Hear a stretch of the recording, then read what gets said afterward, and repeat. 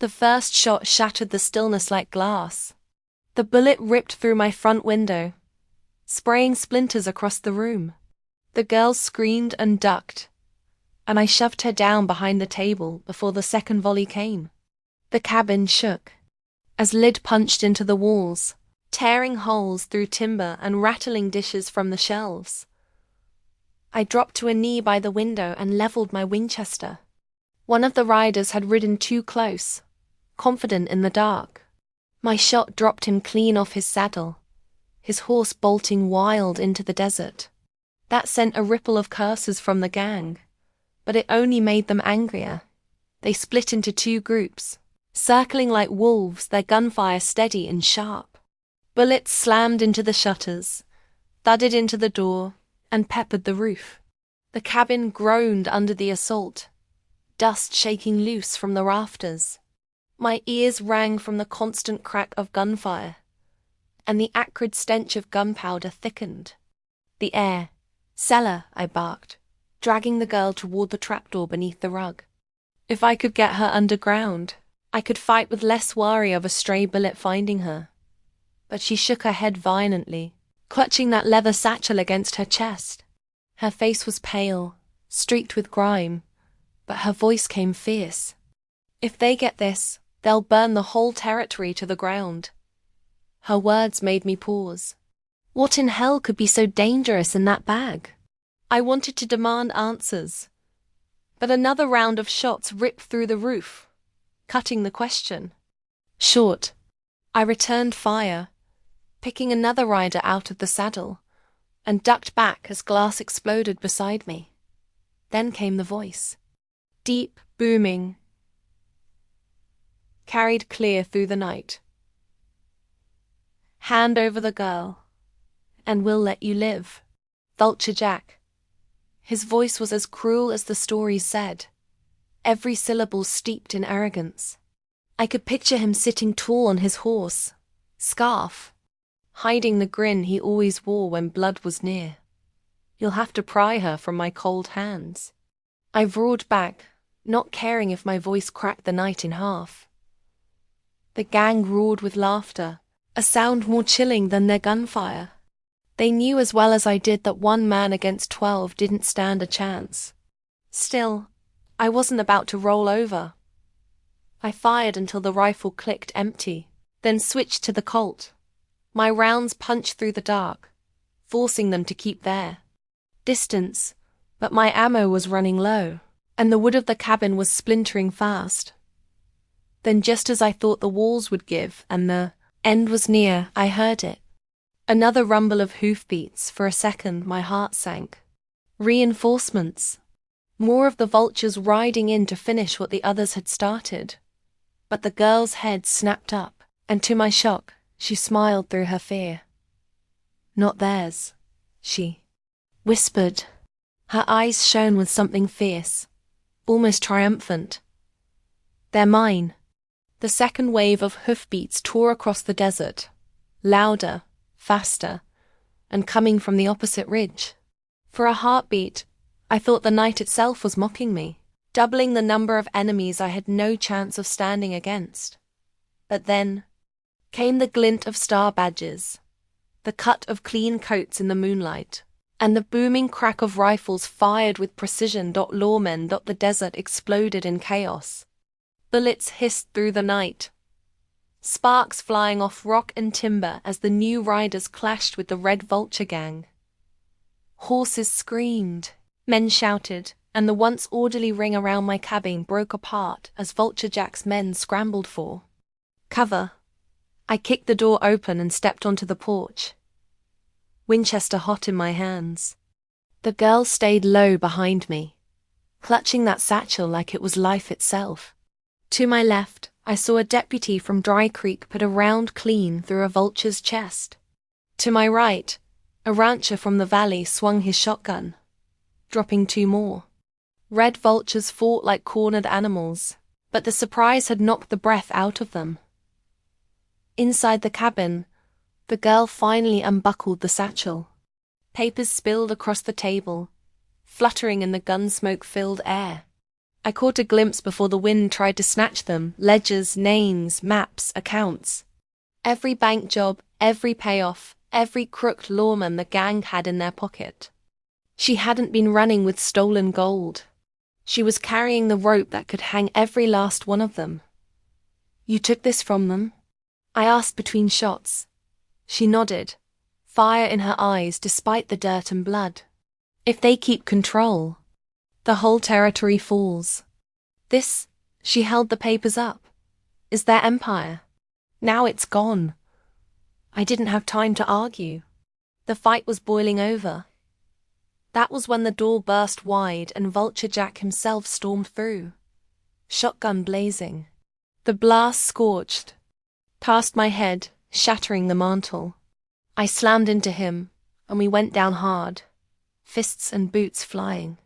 His strength was brutal, a brute strength born from years of violence. He smashed me against the wall, his eyes gleaming murder above. "That red scarf. This is my land, old man." He spat, raising the shotgun again. I jammed the Colt into his chest, felt the steel press through his coat, and pulled the trigger. The shot roared through the cabin. Vulture Jack staggered, eyes wide in shock, then fell heavy to the floorboards. The red scarf slipped away from his face, and for the first time, he looked like what he truly was: a dying man. Outside, the fight faltered. The gang, seeing their leader fall, broke. Horses bolted, men dropped their guns and fled into the dark. The lawmen gave chase, some firing, some letting them scatter like rats.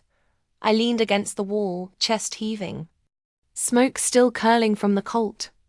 The girl stood in the center of the wreckage, satchel in hand, eyes steady. "You could have shut the door," she said quietly. "Yeah," I muttered, holstering the gun, surveying the ruin of my cabin. "But I didn't." The lawmen gathered the papers, and with them, the fate of the red vultures. My cabin was in splinters, the night heavy with blood and smoke. But I knew one thing. Letting her in had changed everything. And in the Wild West, one choice was all it ever took. The desert at night is never truly silent. Even when the wind dies down, there's always something: an owl hooting from the cottonwoods by the creek, a coyote yipping from the ridges, the restless shuffle of my horse in the corral. That night, though, the quiet felt heavier, stretched tight like a rope ready to snap. I just poured myself a last finger of whiskey, doused the lantern, and settled into the creak of my chair when it came 3 sharp raps at my door. The sound cut through the stillness like a gunshot. My hand froze halfway to the glass. Nobody called at my cabin this late. Not neighbors, they lived miles away. Not friends, I didn't have many left, which meant it was trouble. Trouble always had a way of finding me, even out here at the far edge of the county. I set the glass down, slid my Colt from its holster on the table, and moved slow toward the door. The knocks came again, harder this time. Hurried, desperate. My pulse thudded in my ears. I thumbed the hammer back, eased the latch, and yanked the door wide with the barrel raised. What I saw wasn't what I expected. A girl stood there, no more. Gun 16. She was pale under the moonlight, hair tangled and full of dust, her dress torn and smeared dark with blood. Not her blood. I realized at least not all of it. She clutched a leather satchel to her chest like a newborn, knuckles. White, eyes wild. "They're coming," she gasped, her voice cracking with fear. "Please let me in." I ought to have shut the door right then. A man alone on the frontier learns to mind his own business. But there was something in her eyes, something raw, pleading, and desperate enough to break through the wall I'd built around myself years ago. Against better judgment, I lowered the gun, stepped aside, and let her stumble past me into the cabin. The smell of sweat and iron followed her in. She collapsed against the table, breathing hard, still clutching that satchel. I barred the door behind her, my gut already twisting. Whoever she was running from would be close, and I'd just picked a side without knowing the first thing about it. I knelt beside her. "Who's after you?" Her lips trembled. Her eyes darted toward the window, scanning the darkness. "You don't understand," she whispered. "If they catch me, if they get this." She hugged the satchel tighter. "It'll be worse than death." Her words didn't make sense yet, but I felt the truth in them. I was no stranger to danger. I'd seen my share of blood spilled on this land. But this was different. This girl hadn't stumbled here by chance. Fate had driven her straight to my door. And outside, somewhere in the dark, the danger that hunted her was already closing in. I just didn't know yet how many men it would take, or how many bullets I had left to stop them. The cabin was dark, the only light spilling in from the moon's pale glow through the cracks in the shutters. I'd barely had time to ask the girl her name when the sound came faint at first, like distant thunder rolling across the desert. But thunder doesn't have rhythm, and thunder doesn't shake the ground beneath your boots. Hoofbeats. I moved to the window, pulled the curtain back with the barrel of my Winchester, and peered out. My stomach sank. A dust cloud swirled on the ridge, and in it, I saw them riders, at least a dozen strong, pounding hard in our direction.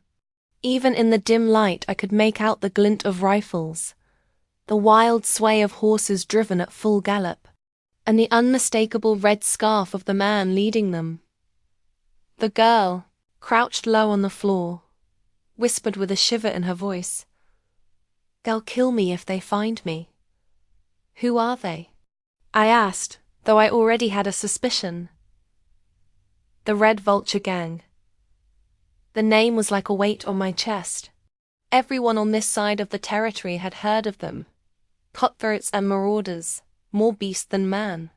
They robbed banks, slaughtered stagecoaches, and strung up anyone who crossed them. Lawmen feared them. Civilians prayed never to see their shadows. And now they were riding straight for my cabin. Through the window, I watched as they spread out, fanning wide across the ridge like a pack of wolves circling prey. Their leader, Vulture Jack himself, sat tall in the saddle.